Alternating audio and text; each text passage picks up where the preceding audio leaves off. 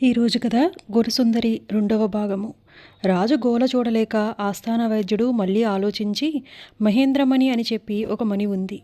అది ఎలాగైనా తెప్పించగలిగితే శస్త్రచికిత్స అవసరం లేకుండా తప్పిపోతుంది.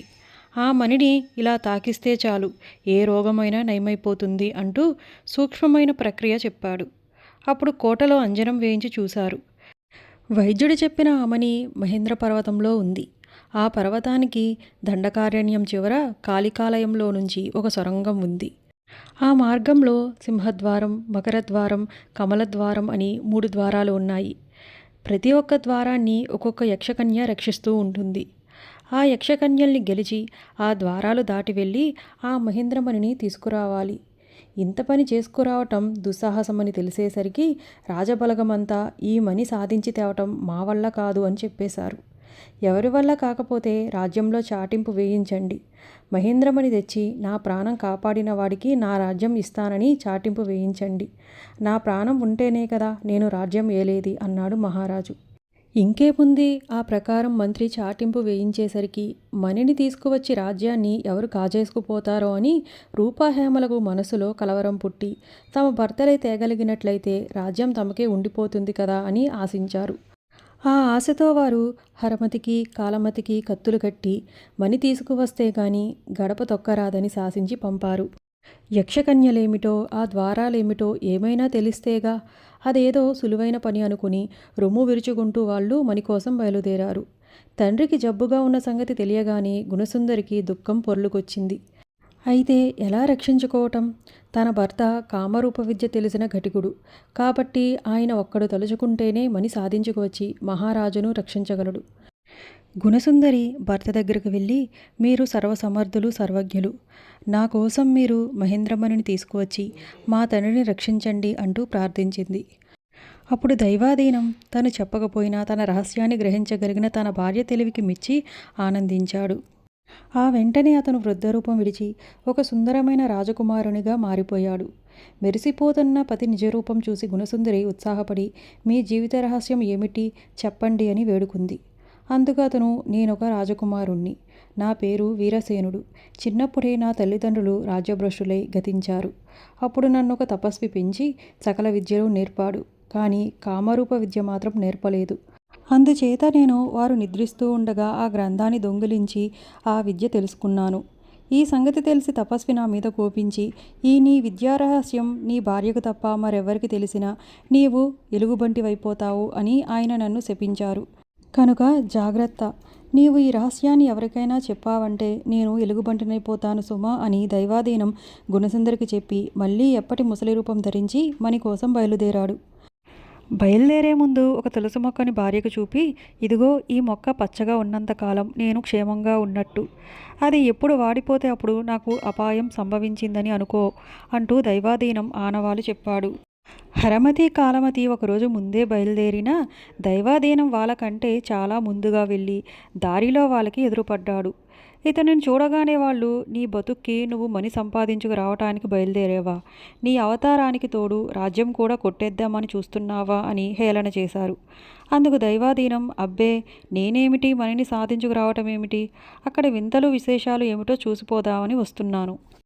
నన్ను కూడా మీ వెంట తీసుకువెళ్ళండి అని ప్రాధేయపడినట్లు నటించాడు. వాళ్ళు, సరే, మేము వాయు వేగంతో వెళ్తూ ఉంటాము, కాళ్ళీడ్చుకుంటూ నీవు మా వెనకరా అని చెప్పి ఉడాయించారు. వాళ్ళ అవివేకానికి నవ్వుకుంటూ దైవాధీనం అక్కడే మాయమై క్షణంలో కాళికాలయంలో వెలిశాడు. ఆలయపు గర్భగుడిలో దేవి విగ్రహానికి వెనుక ఒక కీలు ఉన్నది. అది తిప్పితే ఆ విగ్రహం వెనక్కి తిరిగి మహేంద్రగిరికి పోయే సొరంగ మార్గం తెరుచుకుంటుంది. ఆ కీలకం తెలిసిన దైవాధీనం సౌందర్యవతి అయిన ఒక స్త్రీ రూపం ధరించి ఆడుతూ పాడుతూ అక్కడ వాళ్ళ కోసం నిరీక్షిస్తూ ఉన్నాడు. కొంతసేపటికి రొప్పుతూ హరమతి కాలమతులు అక్కడికి చేరుకున్నారు. స్త్రీ రూపంలో ఉన్న దైవాధీనాన్ని చూసి ఈమె యక్షకన్య అయి ఉంటుందనుకుని కత్తులు దూశారు. కానీ క్షణంలో ఆమె అందానికి తన్మయులైపోయారు.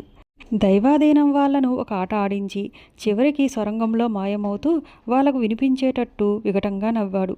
అది విని హరమతి కాలమతులు కళ్ళు తెరిచి ఆ యక్షకన్య తమను తప్పించుకుపోయి వెక్కిరిస్తుందనుకున్నారు. దాని పని పట్టాలనే ఉద్దేశంతో అటు ఇటు గాలిస్తూ పోయి వాళ్ళు కూడా ఆ సొరంగంలో పడ్డారు. ఎలాగో సొరంగం కనిపించింది గనుక వీపులు దులుపుకుని అందులోకి వెళ్ళారు. వీళ్ళను చూసి దైవాధీనం నిజరూపంలో వెలకిలా పడుకుని గుండె మీద ఒక బండ పెట్టుకుని ఆరున్నొక్క రాగం ఆలపించాడు. అంతలో హరమతి కాలమతులు వాడిని రక్షించగల మొనగాళ్ళమంటూ వచ్చి గుండెపై ఉన్న బండను తీసేసి దైవాధీనాన్ని పరామర్శించాడు. అతను యక్షిత యక్షిత అని భయం నటిస్తూ మెల్లిగా లేచాడు. ఓస్, ఈ మాత్రానికే భయపడుతున్నావా? లేలే, యక్షితను మటుమాయం చేశాంలే అని అన్నాతమ్ముడు ఏకకంఠంతో ప్రగల్భాలు పలికారు. వాళ్ళ డాబు కబుర్లకి లోలోపల నవ్వుకుని అయితే పదండి అంటూ దైవాధీనం దారితీశాడు. ఈ విధంగా వాళ్లను దద్దమ్ములుగా చేసి ఆడిస్తూ దైవాధీనం సొరంగ మార్గం పట్టి వెళ్తూ ఉన్నారు. అలా ముగ్గురు వెళ్ళగా వెళ్ళగా కొంత దూరంలో సింహద్వారం ఉన్న గుహ చేరుకున్నారు. అక్కడంతా పుర్రెలు, అస్థిపంజరాలు ఏవేవో కనపడుతున్నాయి. పొగలు ఎగసిపడుతున్నాయి. గాండ్రింపులు వినపడుతున్నాయి. ఇటువంటి భయంకరమైన ఆ ప్రదేశం మధ్య యక్షిత వీణ వాయించుకుంటూ కూర్చుని ఉంది. ఆ ముగ్గురిని చూడగానే యక్షిత, మహేంద్రమణికే వచ్చిన మానవదముల్లారా కాచుకోండి అంటూ చివాల్న లేచి కత్తి ఎగదోసింది. హరమతి కాలమతులు హడిలిపోయి వెనకడుగు వేస్తూనే ప్రగల్భాలు కొట్టనారంభించారు. నోరు మూసుకుని నా కాలు కదల్చండి, సింహద్వారం తెరుస్తాను, లేకపోతే ఈ కత్తితో నరికేస్తానని యక్షిత సింహనాదం చేసింది. ఆ అరుపులతో అన్నదమ్ములు చచ్చినట్టు యక్షిత కాళ్ళు పట్టారు. కానీ కొంచెమైనా కాలు కదల్చలేక అలసి సొలసి చతికిలబడ్డారు. వాళ్ళు ఓడిపోవటం చేత యక్షిత కత్తి దూసి వారిని నరకబోయింది.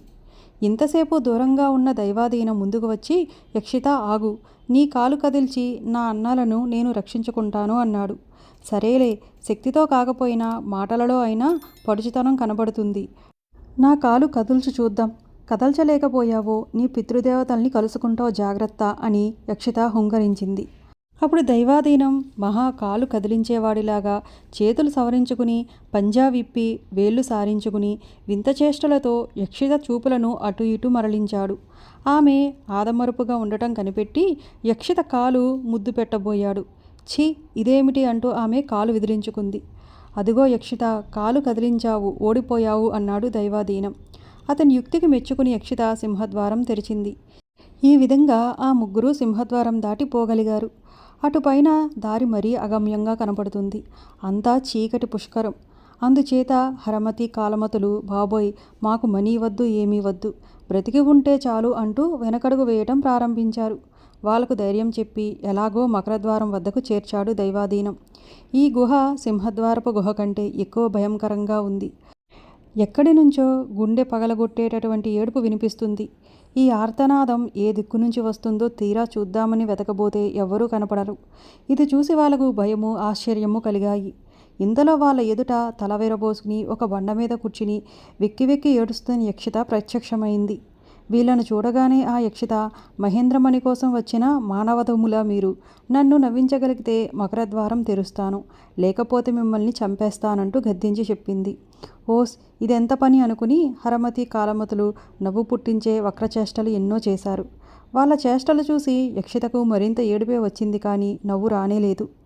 మీరు నన్నింక నవ్వించలేరు, మీకు చావే ప్రాప్తం అని చెప్పి యక్షిత వాళ్ళ మీదకి ఉరకబోయింది.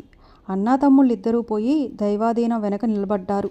అప్పుడు దైవాధీనం ముందుకు వచ్చి కిటుకు ఎక్కడ ఉందో కనిపెట్టాలని యక్షిత చుట్టూ ప్రదక్షిణ చేయనారంభించాడు. అలా ప్రదక్షిణ చేస్తూ అతను యక్షిత అందచందాలను పొగడటం కూడా ప్రారంభించాడు.